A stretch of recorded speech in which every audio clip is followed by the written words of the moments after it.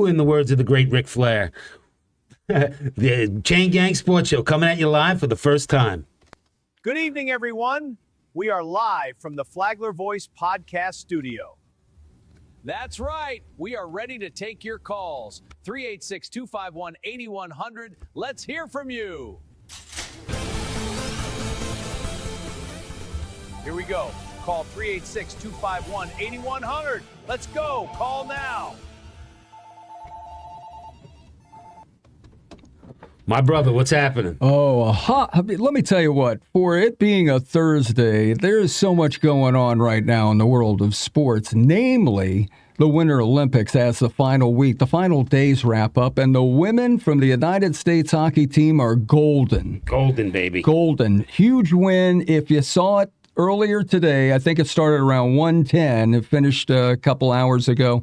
They ended up trailing most of the game to Canada 1-0, and then Hillary Knight ends up getting, with just over 2 minutes to Good go old to Hillary. That was sending it into overtime like the men did yesterday in their win. And then Megan Keller gets the golden goal. 2-1, the final score. So exciting. I mean, it really was. I mean, as I'm sitting here wearing the 1980, jersey from the Miracle, it's just an amazing thing. I mean, it really is. Deja vu all over again. Yeah, overtime win. That's so. I mean, how exciting! I mean, to win in overtime, that's a little something special. That was exciting stuff. It was a dramatic win. Yeah. And now they get to wear that silver medal with the gold plating. That we talked about earlier in the week. Right.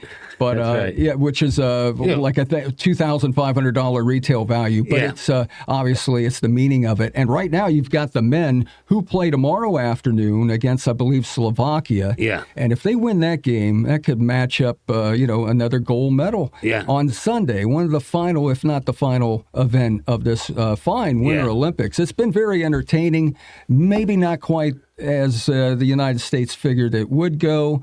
I believe, though, Alyssa Liu has won a gold medal too. I'll have to check. Yeah, but I'm still so excited from last night's game. I mean, to see one of the Hughes brothers, we talked about, two sets of brothers on the team. I mean, it's exciting stuff for the families. The mighty Quinn ends up scoring the winning goal. Yeah. And if you look at that, what a great story, because him and his brothers Jack and Luke, those two play with New Jersey. Yeah. Right. Yeah. And to grow up in Orlando, and their father ended up being, I believe, a coach with the Solar Bears. Yeah. And, when you look at this Olympic team, how would you figure that two of the speed skaters, Brittany Bowe, I believe it is, and Aaron Jackson, came from Ocala? Yeah, Florida, pulling it out Amazing. In every sport. It is amazing. And I tell you what, the Hughes brothers, that thorn, both Luke and Jack are thorn on the Rangers side. Well, not that the Rangers have any thorns anymore, because it's been a brutal season and they've emptied house. Right. But, an overtime goal, another one, that was a great victory. It really was exciting. I mean, it's as exciting as it was, even though it's the NHL players. I mean, back in the day,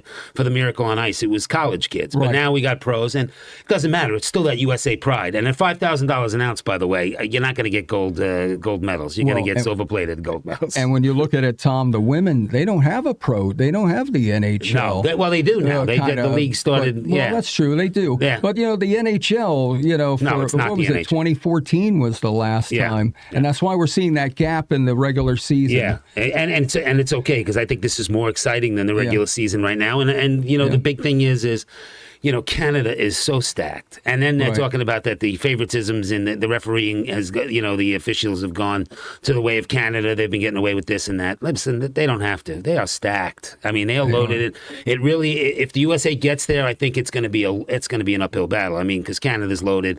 The USA team is, don't get me wrong, it's littered with talent, but I don't know. Canada's, I'll tell you what, hats off to them, because if the men win that's got to be the first time that's ever happened for the United States. Yeah. both hockey teams winning. Yeah, no, that would be great. It'd be a great day, and it's in a time where the country could use it. Back in the '80s, the country needed that. With the hostage situation in Iran. I mean, and going back, I mean, we just dated ourselves, but that's okay. We do it every show. Yeah, we do. We can't help ourselves. No, we cover so much, past and present. Yeah, and the Jim Craig jersey. That's it. Jim Craig. Yeah, when he was looking for his father. Yeah, with the United States flag. I hope to see somebody with United States flag draped over their shoulders. That's right. But I tell you, man, it's been fun. I mean, Jordan Stolz, another great story. Now he had to settle for silver. Now, yeah, but that was he's the big medal winner in this Olympics so far.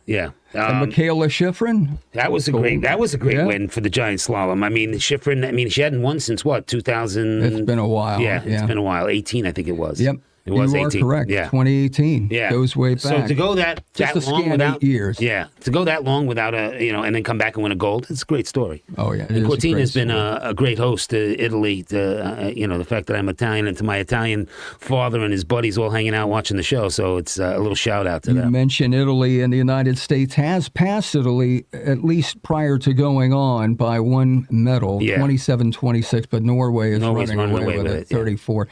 In fact, I think they're buying some medals. I think they're adding to their, I don't know how they're getting so many. Yeah. But they're doing it. Yeah. But the United States is leading in silver. Now, I got to tell you, when you look at the gold medal and you peel back that gold plating, you got a silver medal. So we're winning that silver. Yeah, and listen, second place in the Olympics for these people that trained so hard for so long to get that experience, to get on a podium and hear, for the gold, you hear your national anthem, but just being on a podium and seeing your flag go up in the air, that's got to be exciting. It is and exciting. Silver medals are... You know what else is exciting also? This is our first live show. Now, when we do the show, it's live to us. But now this gives a chance for people to interact with us. Yeah, call in, ask connect with us, try to stump us if they want to. Not that we do any trivia, because let's face it, everyone can research things and come up with an answer. Yeah, we'll have somebody. We'll have. Misty. You don't have to have a great memory to do that anymore. We'll have Misty over there on the side. That's She'll Google it for us, and then we'll have the answer. So that's the key. That's right. But I mean, it's exciting. I mean, baseball starts tomorrow. You got the Yankees, baby. Yankees start tomorrow. Training. Yeah, but you're right. Your Yankees, they take on the Orioles in an away game. Not that it matters too much with the crowd size they get. Florida. Yeah, the Yankees definitely draw down in Florida. They draw everywhere in Florida. Do. In fact, we may find ourselves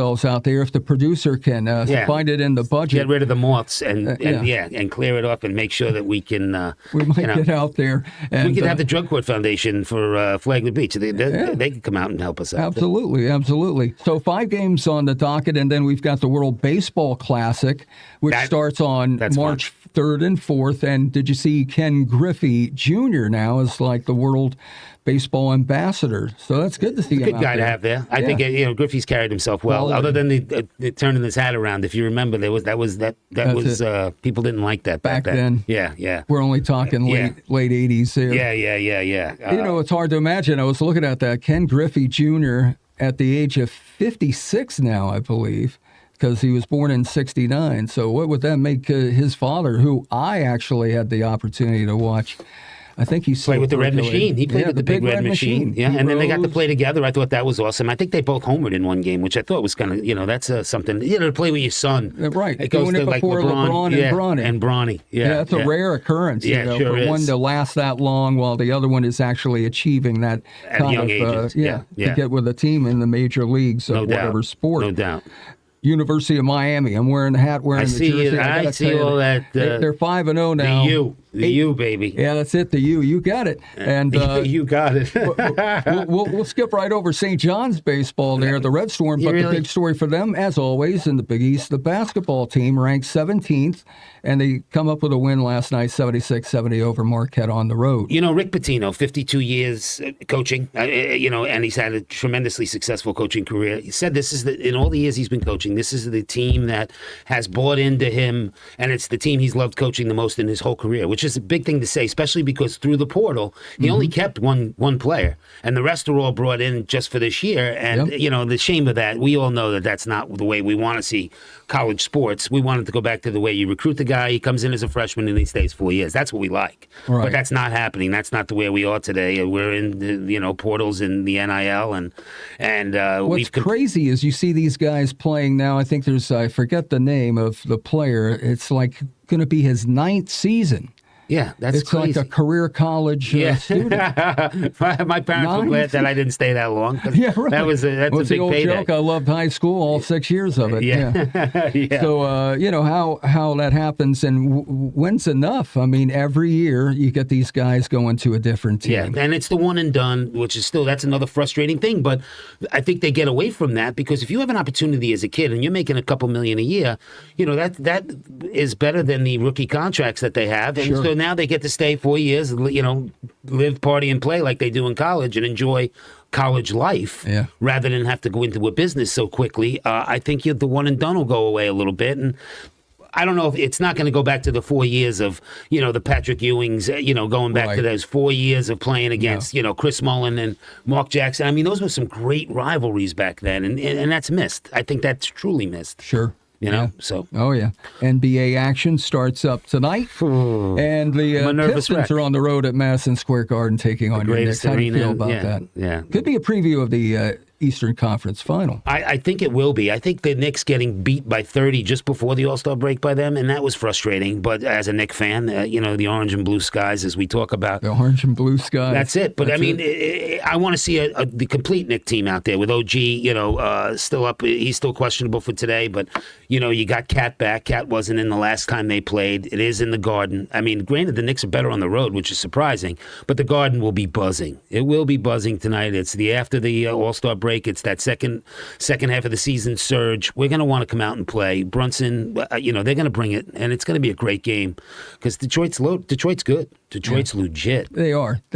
Just like San Antonio over in the West. I wouldn't be a bit surprised if we saw San Antonio and Detroit in the NBA Finals, which would be good for basketball. Absolutely. Because for a long time, Detroit was the armpit of the NBA. Yes, just back from the Bad Boys. Well, no, they won it after that. Oh, yeah, they won. But the year before, a couple of years ago, they were atrocious. Horrible, yeah, that's right. What's his name got fired because of it, because they had such a bad team. I mean, they were so bad you wanted to see them on your schedule 3 times a week. Yeah, no doubt. If you could get it. Yeah. Hey, we are taking calls, by the way. If anybody wants to call in, greatly appreciate it. 386-251-8100. That's the number to call. That is the number. 386-251-8100. That's it.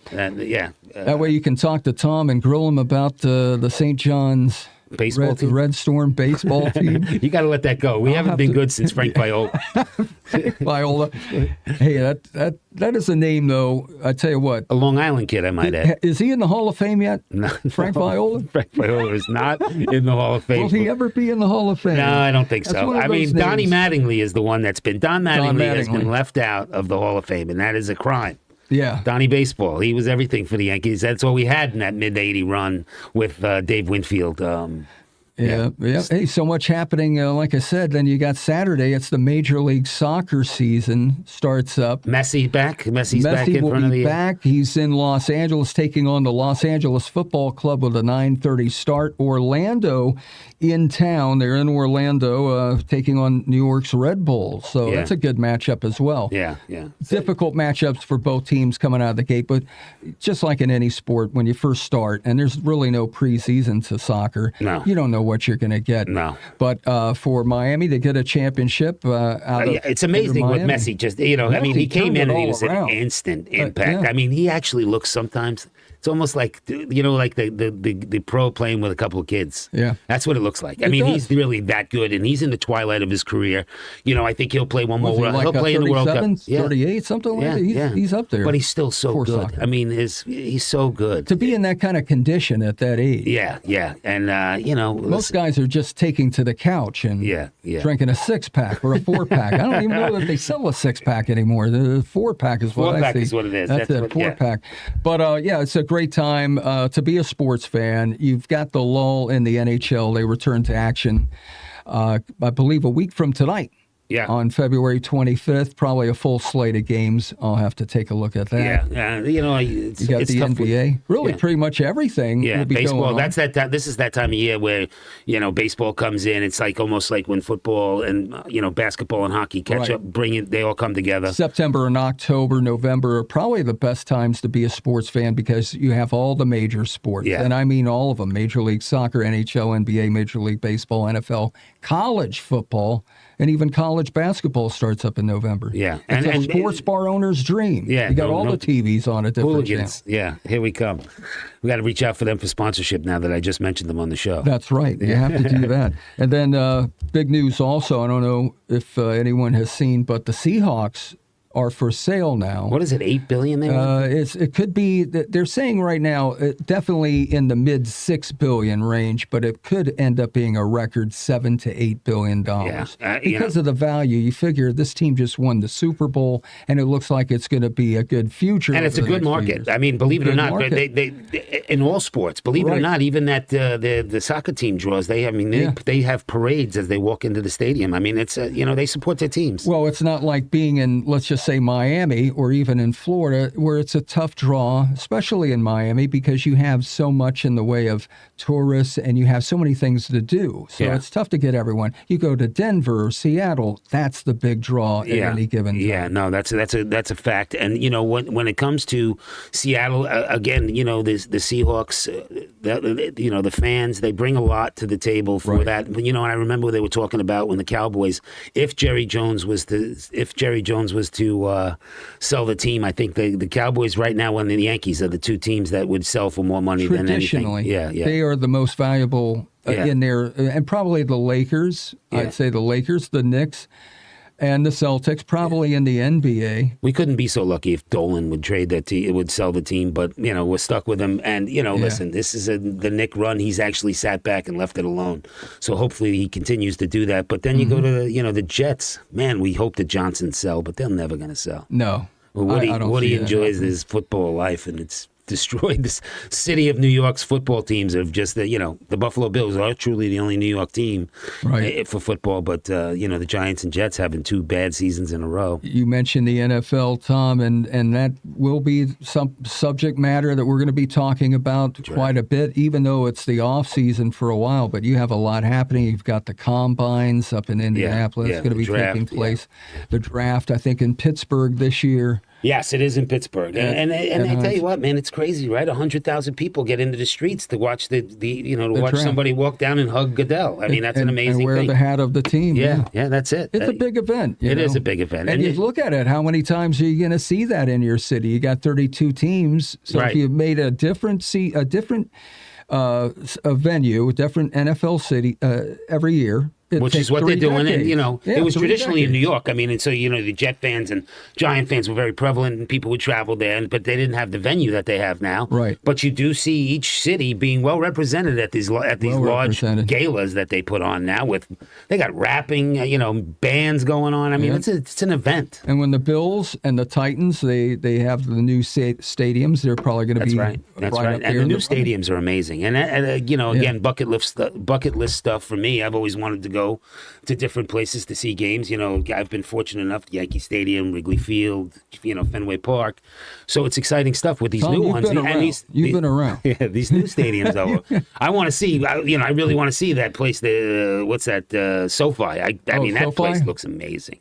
And the one in Las Vegas, that Allegiant Stadium. Yeah, the Darth, what do they call it? It looks like the Darth thing. Vader thing, or the Roomba. Yeah. It looks like the vacuum that you that runs around the living room. Your living room, yeah. But they're saying though that tourism is down in Las Vegas. So anybody watching, listening, and if you've been out there to Las Vegas and Kentucky, I have not, so I don't know if tourism is hurting out there, but they're saying that events at that stadium are still a big draw. Sure. And the Sphere is a big draw. And you know who paid for the Sphere, don't you?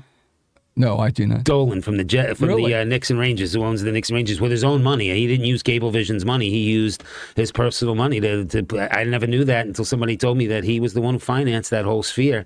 And it's crazy what it does. Have you seen it? It is. I've only seen it. But it's also an event to get in to see something is, you got to give away your firstborn. Imagine watching New York Jets football highlights in the Sphere. Yeah, no. There's no highlight. Torture. We don't have highlight. It would be torture. What was that movie with Mel Gibson where they had his eyes forced open and he had to watch bad movies or something on the screen to brainwash him? That's what it would be, watching New York Jets season highlights in the Sphere. Yeah, there you go. Yeah, stay away. Well, and then, too, the Raiders, I think, not this year, but next year, they'll be opening up, and they're in Vegas. now because they didn't, the A's. Yeah. The Oakland A's. The Oakland A's leaving Oakland, and for one reason.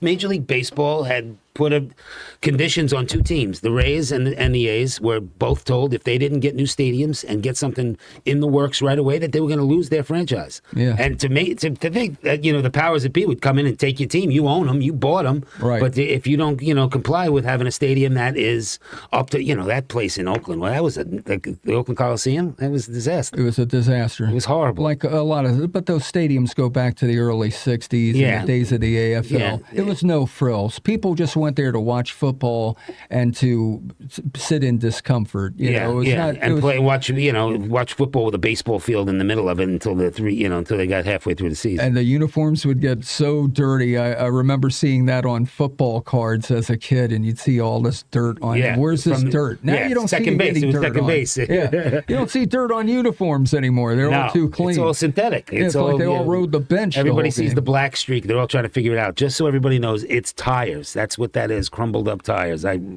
sold. That's right. I sold turf. Hey, we have it on screen, but just a reminder now, we can, as we go live from here on out, going forward, people can interact with us, and 386-251-8100, the number to call, talk to Tom, and talk about that Red Storm baseball team from St. John's. Here we go. Beating the dead horse. And so many other things. But, you mentioned Oakland, and just to finish up on that, I feel bad for the A's and Raiders fans. We got a call coming in. Oh, all right. Hello. Welcome to Chain Gang Sports. Yeah, I'm curious. I'd like to know the last time the Yankees had over 200 home runs, and what was their best year? Oh, boy, he's throwing some trivia at us. This is Tom in Flagler Beach. Tom, thanks for calling, brother. Time to get that heavy book out called the Baseball Almanac. Yeah, we're going to actually ask Misty to Google that. Right. Yeah, we're going to send that to research and development. Hey, listen, 200 home runs. I could probably say definitely last year or the year before when Judge was on a tear. I'd say the Yankees had 200 home runs because they had multiple players over 20. So I know that. Am I right, Tom? Come on, brother. Yeah, what's their most home runs in a year? Well, I'm thinking 234. Yeah, 234 is the right number, as Misty's throwing facts at us, and we're glad. We're settling But you are challenging us, my brother. I appreciate the. You're going to have our laptops open next time we get the show going, but that will be an hour-long show, so we'll have time to research it. But we appreciate the call, and this is great for us being live and having you on.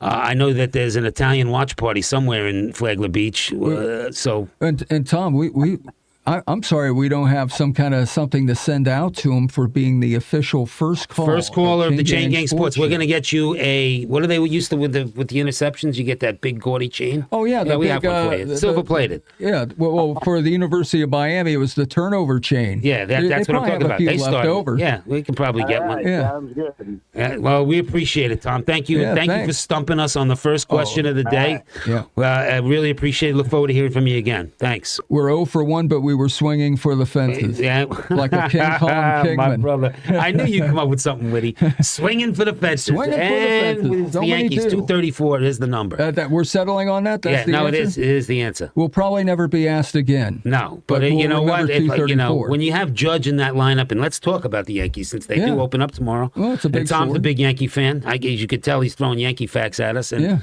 the Yankees... This year, everybody's talking about, let's face it, the Dodgers are the team to talk about. I mean, they're the team to beat. There's no question they come loaded, and they have every player in every position. They didn't have enough, right? Yeah, no, I know. They're too deep at every position. They've got the depth. Yeah, they do. And they have, I think their starting pitching is okay. They picked up some quality arms, but I truly believe if the Yankees... When you come the end of May, middle of May, when they start to get Garrett Cole back, and they'll have when they're full Clark Schmidt, they'll be at full strength. They had the kid Schittler. It sounds. I know that doesn't sound right. That should be. Say that name real slowly. Schittler. Yeah, that should be part of the Highway Patrol sobriety test. Can you say that name and be correct? Cam Schittler. Yeah, but we're going to say that forever. That is going to be the name on the Chain Gang Sports Show. Cam Schittler Hour. That's it. But I mean, the Yankees are, deep. They bring in Goldschmidt again. They have Rice. This is a good team. This is a quality team around the infield. The third base, we were trying to fill a hole. We looked at Arenado, but I think the kid from that we picked up from the Rays, Cabalas. Cabalas. He led Major League Baseball in stolen bases, and he did that playing part-time for the Yankees. I think giving that kid a full season, he'll steal a lot of bases. He'll create a lot of runs for us, and with I think the pitching, the Yankees always on that. They added some players, the depth in Paul Blackburn into the bullpen, and Bankar. I mean, coming back, I think the Yankees will make a run. Well, and I agree with you, Tom, and I agree with anyone who's a Yankees fan feeling good about your prospects. But the thing is, you play in one of the toughest divisions in all of Major League Baseball. You know, the Red Sox are always, and Tampa Bay is a thorn in the side of the Yankees in most seasons. Yeah, and that's because they do it with they definitely draft well. They groom these. They're a pitching mecca. I mean, that they're a powerhouse for pitching. They bring up and they come in, and don't forget about Toronto. Toronto. And they went out and made some deals. Toronto's going to be tough again. I would think losing Bichette, having a kid like that puts up 200 hits. I mean, Bichette is the real deal. Defensively, he's a stud. So I think losing him is going to will offset some of the good things that they also did. But Guerrero, Guerrero's still there. Only team in that division that you would say is, to use modern term, mediocre would be the Orioles. I don't see them really being above 500. Which was shocking because 2 years ago the Orioles were a team. They made tough. A run, and then last year they just fell off the map and really had a tough year with a lot of the same players. A lot of young talent. But baseball, the thing about baseball that's driving me crazy is the fact that they actually changed. Remember, he can't hit past the Mendoza line. Do you remember that? The Mendoza line, the 200. They want to lower that. Because they said because so many people are batting below the Mendoza line and still in Major League Baseball, so they wanted to call 180. Oh, I thought that was because rebuttal from Fernando Mendoza because he stopped. He didn't like hearing his name brought into that kind of line. That could be it. Yeah, Fernando Mendoza line. That's a whole different line. That's definitely a different line. But I mean, the teams, the players batting in the 230 range and still being in Major League Baseball, that was unheard of back then. Right. But they're living there, and if you can play good defensively and bat 230, you're okay, and that shouldn't be okay. What I mean? Shouldn't be. Not in the major leagues. No, we had Austin Wells who had a good year for us at catcher, and to see him batting 215, 220, it's the same reason we got rid of Torres is because he just couldn't hit anymore. All of a sudden, pitching has become the dominant force, and having a guy batting 350 and hitting 50 home runs and driving in 120 yards, aka Aaron Judge, 2-time MVP, and rightfully so. Everybody was argumentative about the catcher winning it. They should have won it. No. And you don't bat 260 and win the MVP. Just doesn't happen. I agree. And you saw in the postseason in 2024, pitching really was dominating in the postseason. Yeah. It's so important. It's like anything else. A good defense. Yeah, just like, we talk about that. Yeah, just like in football. When you shut down another team and all you got to do is score 2 or 3 runs. Right. And that's what the Dodgers have. Yeah, they definitely do. The Dodgers are the team that are going to outscore you. I mean, they're going to put up 5 or 6, I'll bet, this year. Your 4th or 5th starter is still probably the first, 2nd or 3rd starter on most major league teams, without question. And I think the Yankees were deep at the starting pitching, but again, it doesn't happen until end of May, early June. So that's it's a what if? Can we be there? We're getting flagged by multiple producers that we have 2 minutes left, and but we appreciate those multiple producers for keeping an eye. We're lucky enough to have 2. Yeah, 2 in the building. Yeah, it's hard to get. And then Misty Stats over there. Thank God we have Misty Stats. That's a new nickname. I like that name, Misty Stats. Yeah. Misty, thanks for coming in and helping us. Yeah, we appreciate that. Yeah, brother. I mean, it was a great live show. It was a test for the first one. We'll be for an hour the next time, and hopefully we'll get a lot more callers. And I'm excited about that fact. And you know what? Just one more mention coming off of the weekend. Last week, it was a big weekend of sports with the Olympics and everything. The Daytona 500 winner Tyler Reddick, Michael Jordan celebrated his 63rd birthday on Tuesday. They're back at it in Atlanta at Echo Park Speedway. That's a 3 p.m. start on Fox on Sunday. Yeah. You like to give Fox their plug. You're a Fox plugger. You know what? You're a Fox plugger. I might, you know what? Fox has all these events. It's crazy. They got it in their budget. Yeah. And we will too. Yeah. At some point. We'll have to talk to the producer about it. Yeah. Getting us the Legends Field is the objective. Legends Field. Either that and then we'll go to the Masters, we'll go to Augusta. He's got this. He's got it in his pocket.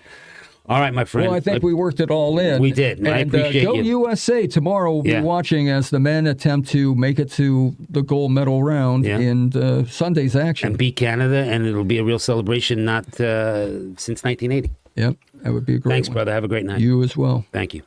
We want to give a big shout out to the U.S. News and Entertainment Network for producing this show. Please like, subscribe, and share to stay up to date.